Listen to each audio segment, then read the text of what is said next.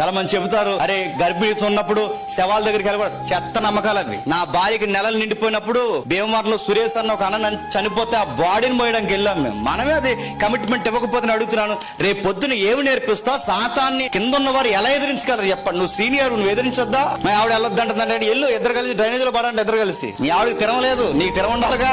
లోకస్తులు నమ్ముతారు అలాంటి అంతా, ఇది ఇంటికి వస్తుంది, అలా జరుగుతుంది. మనం నమ్మం, మనం సాతానంగా ఎదిరిస్తాం. ఎందుకంటే నిరర్ధకమైపోయే తత్వజ్ఞానాలు చెరపెట్టుకుపోయే లోకంలో వాడు బాగా నేర్పించేశాడు. వాటిని నేను ఎదిరిస్తున్నాను గుర్తుంటే తెలుసా, నేను క్రీస్తులోనికి కన్వర్ట్ అయ్యా. మన కుటుంబం అంతా వ్యతిరేకమైపోతారు, మన బంధువులు అంతా ఇదేం పనిరా ఇలా చేస్తున్నాయంటే నేను కన్వర్ట్ అయ్యా చెప్ప. ఇప్పుడు ఇలా అయితే ఆచారాలు ఇబ్బంది పెడుతున్నాయట్రా, కన్వర్ట్ అయ్యాను. ఇప్పుడు ఇలాగైతే కీడు జరగదు.